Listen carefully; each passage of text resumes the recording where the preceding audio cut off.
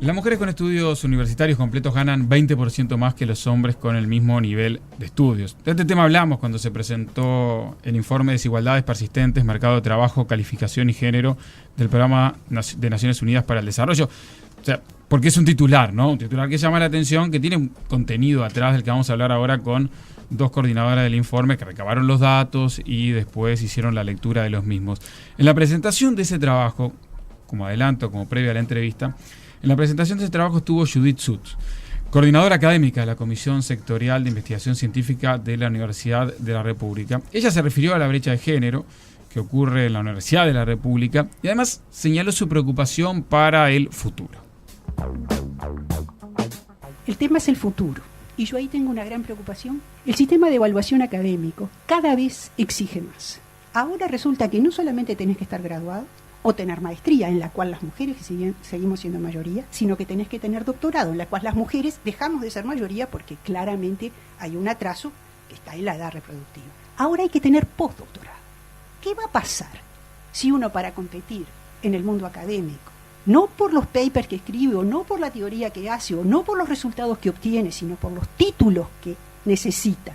¿Qué va a pasar si vamos a tener que competir por un grado 5, esos que todavía hoy las mujeres somos minoría, si hay que tener un postdoctorado? ¿Cuánto tiempo más vamos a prolongar los requisitos académicos? ¿Y cuánto eso tiene de impacto en la desigualdad de género? Bueno, yo no estoy viendo que en el mundo académico, donde la evaluación es el corazón del tema, estos temas estén siendo trabajados. Una lectura de la situación en la Universidad de la República y una preocupación para el futuro de Java Sud. Por eso nos gustaba comenzar con parte de lo que ella había dicho en la presentación. Recibimos a dos de las autoras del informe, a Alma Espino y a Soledad Salvador. Hola. Buen día para ambas. Gracias por estar por aquí. Ambas son economistas. Alma Espino es economista, miembro del Sistema Nacional de Investigadores. Coordina además el Departamento de Desarrollo y Género en el Centro Interdisciplinario de Estudios sobre el Desarrollo Uruguay, CIEDUR. Eso lo hace desde 1997.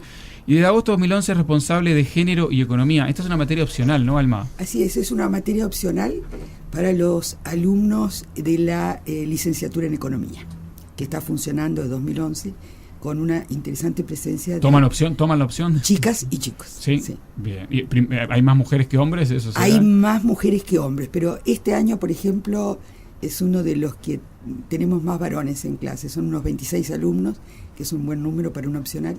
Y sí, andamos con un 35-40% de varones. Salvador es magíster en Economía, miembro del Centro Interdisciplinario también de Estudios sobre el Desarrollo Uruguay, CIEDUR, e investigadora del área de Desarrollo y Género de dicho centro. También trabaja como consultora para distintos organismos internacionales. Bueno, ¿por qué el foco, no? ¿Por qué focalizaron sobre las brechas entre hombres y mujeres con educación terciaria? Para entender un poco por qué fueron por ahí.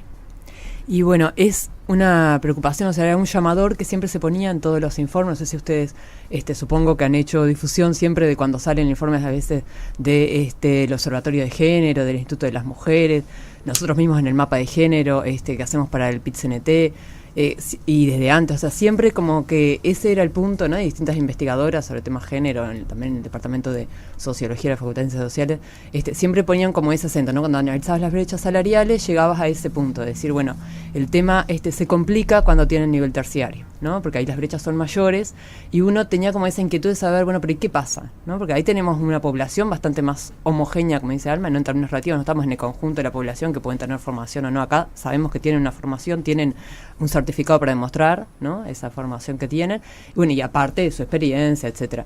Pero es como a lo que tú también postulas, ¿no? Como llamados, etcétera, uno se presenta, también tienen como más claramente qué es lo que requieren, y se supone que va como más en sintonía y no tendría tanto que pesar esto de la discriminación, ¿no? Sería como un mercado más homogéneo, llamamos en términos relativos. ¿De cuánto es esta brecha? Ustedes la cuantificaron, ¿de cuánto se puede hablar de eso? Bueno, en base a las estadísticas descriptivas que disponemos del INE, nosotros hemos procesado los microdatos y entre las personas que tienen educación terciaria, incluimos algo más que la universidad en eso, la técnica completa y magisterio y profesorado.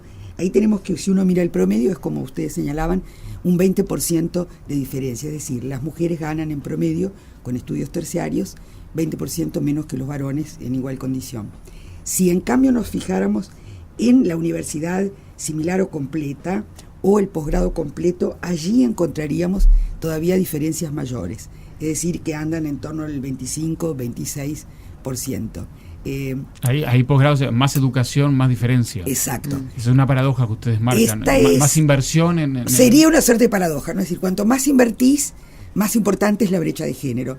Entonces, esta era una pregunta bien importante, sobre todo en el marco del paradigma de desarrollo humano, porque se ha estudiado desde el punto de vista teórico, desde el punto de vista empírico, la educación parecería lo que le abre oportunidades a las personas de tener mayor bienestar. Entonces, cuanto más invertís, es posible que exista mayor discriminación, y por ahí fue un poco el trabajo nuestro, ¿no? Es decir, encontrar esa brecha, cómo se componía.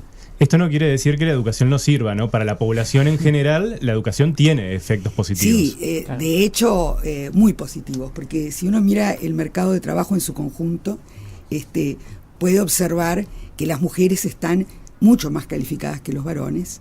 Esto les abre oportunidades y tienen brechas salariales algo menores, claro, porque están mucho más calificadas que los varones.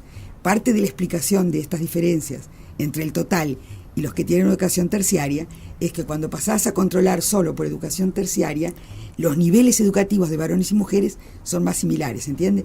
Es decir, son más similares y la brecha salarial es más alta. En cambio, en el conjunto del mercado de trabajo, es tan grande la diferencia con ventaja para las mujeres en términos de años de educación que logra compensar cualquier otra diferencia negativa, es decir, no compensar porque también hay, pero compensar un poco más.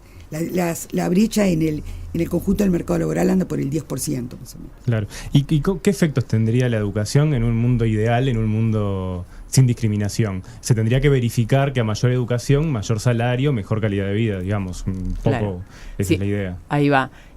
Acá lo que estamos diciendo es que estamos haciendo un desaprovechamiento, ¿no?, de las capacidades de las personas, ¿no?, de los recursos humanos, le queremos decir. Muchas veces nos gusta hablar de esta palabra recursos humanos, pero sí de las capacidades que tiene la población. Más allá de la brecha de género, el desaprovechamiento, claro, de eso. El desaprovechamiento está implícito en esa brecha, veces, ¿no? Es inversión del Estado también. Claro, sí, es inversión del Estado, obvio. Sí, porque muchos nos formamos obviamente en un sistema público, que es lo más amplio, pero lo que queríamos señalar era esto que decía Alma, ¿no?, que en realidad en la población total se diluye un poco la brecha porque está compensada por los mejores niveles educativos de las mujeres, que eso se da en América Latina en general. Y nosotros diríamos que en ese caso, como decís tú, Gabriel, si se midiera solo, ¿no?, esas diferencias por educación, las mujeres tendrían hasta derecho a ganar 15% más que los hombres, y sería justo, vendríamos a decir, porque tienen un 15% más de formación, ¿no?, en años de estudio. Entonces, no solo es negativa en 10%, sino que en realidad tendrían que, para ser justos, tendrían que estar ganando más que los hombres en promedio. Y entonces estamos con esa formación o mayor formación de las mujeres y menos ingresos en comparación en esa brecha que se da con los hombres. Y evidentemente pasaron al estudio de los factores. Sí. ¿Qué factores? Porque podría llamar la atención, entonces, o llama la atención. ¿Qué factores contribuyen para explicarlo a estas brechas salariales que se dan?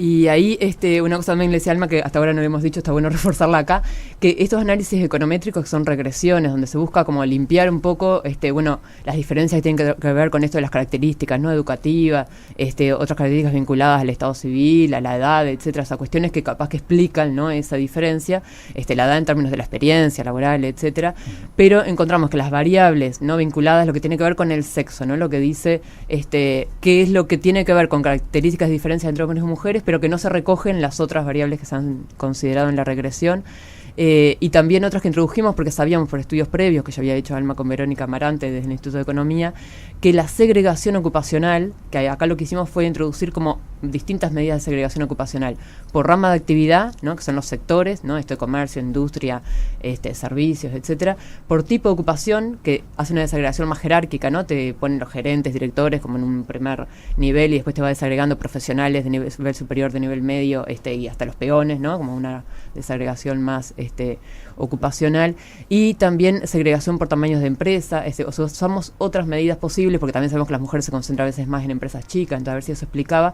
Esa, por ejemplo, segregación no explica la diferencia salarial, pero sí también contribuyen, en primer lugar, esta variable sexo, que decimos que reúne esos factores inobservables, que es más del 50% de la brecha, lo explica esa variable, y después un 20 y algo % aportan las otras dos variables de segregación, ¿no? O sea que hay parte de los factores que tienen con la segregación. generación.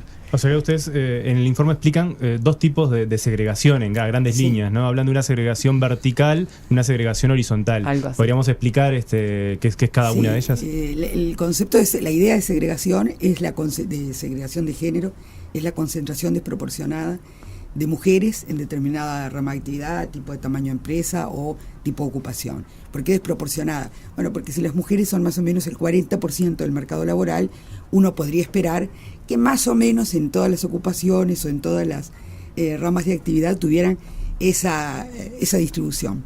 Lo que hemos visto a partir de varios estudios para el Uruguay, también para otros países, pero para el Uruguay, es que esa concentración desproporcionada de mujeres en ciertos tipos de ocupación o ramas de actividad contribuye a estas brechas salariales. ¿Por qué? Porque los trabajos que desempeñan, por distintas razones, pero algunas muy fuertes, que porque son femeninos, tienen una valoración menor en términos del escalafón salarial. Vos decías en la presentación, el 75% de las mujeres se concentra en 13 de 100 ocupaciones posibles, mientras que el 47% de los hombres se concentra en esas 13 Claro, ocupaciones. esto es en el caso de los estudios terciarios, que ya incluso nosotros reconocemos y verificamos en el estudio que hay más oportunidades laborales para las mujeres. Si ustedes piensan que... esto cuando se amplía. Esto es cuando se amplía. Fíjense, piensen que el 17%, 18% de la fuerza laboral femenina se ocupa en el empleo doméstico. Fíjense el grado de segregación. Casi uno de cada 5 mujeres ya las tenés allí. Y se trata, de un trabajo que todos conocemos con cierta precariedad, y muy femenino, ¿no? Entonces, esto es cuando se amplían las oportunidades. Cuando se amplían las oportunidades, y en nivel terciario, el 75% de esas mujeres se concentra en 13 ocupaciones, pero sigue siendo poco. Sigue siendo muy poco, y nosotros pensamos, y los datos lo revelan, que tenemos dos factores, ¿no? Como señala Soledad. Uno, esto que no tenemos cómo explicarlo y que normalmente en economía le llamamos discriminación. No quiere decir que sea una discriminación explícita hecha por los empleadores, pero sí quiere decir que hay preferencias de las mujeres que vienen construidas desde niña, o posibilidades, porque las mujeres se ocupan en esta sociedad del cuidado y las tareas domésticas, posibilidades, es decir, hay factores propios, pero también por el lado de los empleadores. Esa es esta parte que es como la discriminación, que es menor en el caso de las mujeres con educación terciaria que en el resto. Pero también están es decir, si se concentran en puestos de trabajo que en promedio están menor pagados que otros donde se concentran los varones, y siempre ponemos ejemplos similares porque vienen a cuento, digamos, una cosa es ser pediatra, es decir, tenés un posgrado en medicina, y otra cosa es ser cardiólogo o cirujano, que también tenés un posgrado en medicina. Y en esto lo vemos en todas las profesiones. Una cosa es ser economista y trabajar como docente en la universidad, y otra cosa es ser economista y trabajar en el sistema financiero. Y a lo mejor tenemos o tienen la misma cantidad de años de educación. Entonces, esa segregación contribuye efectivamente a la brecha salarial bastante. Sí, en la Universidad de la República, por ejemplo, Sutz explicaba que en los grados más bajos, en los cargos de dedicación total, era donde se concentraba la mayor cantidad de mujeres, y pasaba que los grados 4 o 5 no había mujeres, ¿no? O sea, era muy minoritaria la presencia de mujeres. Entonces, cuando haces el promedio, obviamente te va a dar que las mujeres ganan más que los varones, y a veces te dicen, no, pero en la Universidad de la República hay un escalafón, se gana, incluso creo que lo escuché en este programa. Sí, pero cuando haces el promedio, es decir, cómo les va a las mujeres en términos de salarios y cómo les va a los varones, vos promedias todo. Entonces, si se te agolpan en el grado 1 y en el grado 2, porque somos muy recientes que nos hemos integrado a las mujeres. Es la variable tiempo, más que nada. Claro, y después lo otro que mencionaba Judith, y cuando tenés que superarte, seguir estudiando, tener posgrado, etcétera, ahí viene la etapa reproductiva de la vida. Y ahí te trancás y entonces te enfrentás al techo de cristal, como decimos en algún lugar, ¿no? El techo de cristal que no se ve, pero está ahí, golpea en la cabeza. Ahora también hay una situación real de vida, lo decía Sutz, lo decía recién Alma, de esa etapa de la mujer, de la vida, de tener hijos, pero hay también algunos intangibles, me imagino, ¿no? Para llegar a grado 4 o grado 5 en la universidad, o para llegar al sistema financiero, ustedes, economistas, que se vuelcan más a otros lugares, eso es más difícil a veces de decir, ¿no? Hay una cosa, sí, hay algo cultural, diríamos, ¿no? Que tiene que ver también, por eso les hablábamos a quienes forman hoy a los niños y jóvenes del futuro, ¿no? Los futuros que van a ir a elegir puestos de trabajo, porque también va desde que son niños, y los mismos niños a veces te dicen, ¿y por qué él, si es varón, hace tal cosa que es de nena? ¿no? Y por qué ella, que es nena, hace tal cosa que es de varón, ¿no? Esa cosa de qué es de varón y qué es de nena, ¿no? Si es jugar con un autito, si es una muñeca, y de ahí en adelante, ¿no? Pensar que ese tipo de patrones de género te van a son necesarios y te van a hacer una buena diferenciación entre lo que es ser hombre y ser mujer, que viene de los propios mamás y papás, eso también condiciona. Y después de las maestras, de los profesores, o sea, no estamos echando la culpa a nadie en particular, pero todos tienen que ver, ¿no? Todos tenemos que ver en esta sociedad con eso.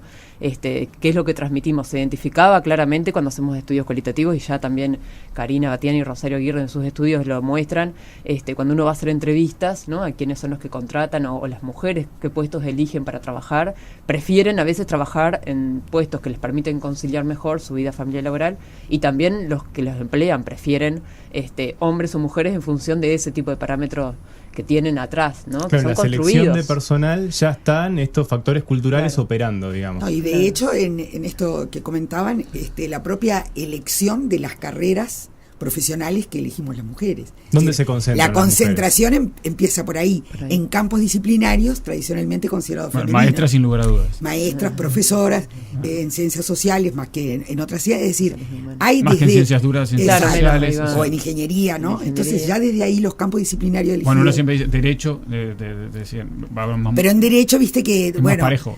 y ahí cuando entras en las ramas, Claro. penal, derecho a familia, Perfecto. y ahí ya también tenés la El segregación. bufete de abogados, de penalistas, capaz que más de hombres que y seguramente mujeres. ganar mucho más plata.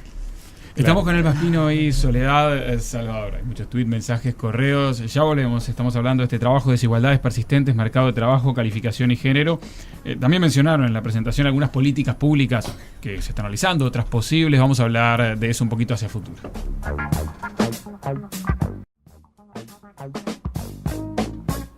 Con las economistas Alma Espino, Soledad Salvador, estamos dialogando acerca de este trabajo, desigualdades persistentes, mercado de trabajo, calificación y género. Incluso quedábamos dialogando en la pausa sobre temas culturales bien afincados, bien arraigados en la sociedad. Acá le dicen a Alma, por la materia que da opcional, dice, la materia que se dicta en Facultad de Ciencias Económicas, de Economía y Género, también es opcional para licenciatura en Desarrollo que brinda la Facultad de Ciencias Sociales. Así es. Dice acá, bien, agregaban ese dato, esa información.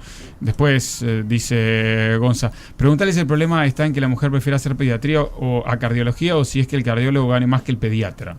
Dice acá por uno de los ejemplos que puso Alma. Yo creo que son las dos cosas, lo que decíamos recién, ¿no? Es decir, que hay por el lado de las preferencias, es decir, dónde optamos colocarnos en su mayor parte las mujeres, y por el lado de cómo se valoran determinadas actividades, es lo otro, y efectivamente se paga más uno que otro, son las dos cosas. Bien, políticas públicas. ¿Qué hay hoy a partir de esta desigualdad? Recordemos que este estudio, este cuaderno del Fondo de Población de Naciones Unidas se basa específicamente en la brecha de género a nivel terciario, pero hay más información al respecto. ¿Cuáles son, sobre este punto, este corte especialmente, algunas políticas públicas que hay y cuáles pueden venir o cuáles sugieren que pueden venir a partir de estos datos, ¿no?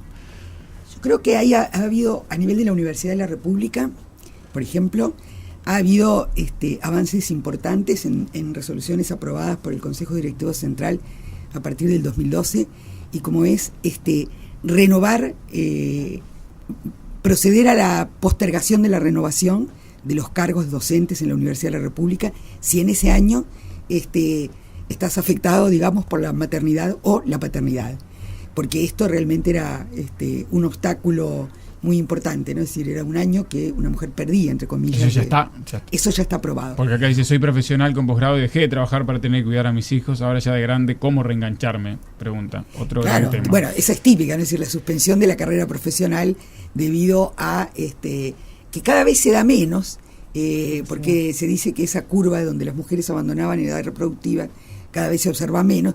Las mujeres tenemos una vida más larga en el mercado laboral, una trayectoria mayor, pero bueno, hay testimonios de que no para todas es exactamente así, ¿no? Bueno, pero eso es un ejemplo de una política que ya se lleva adelante en la universidad.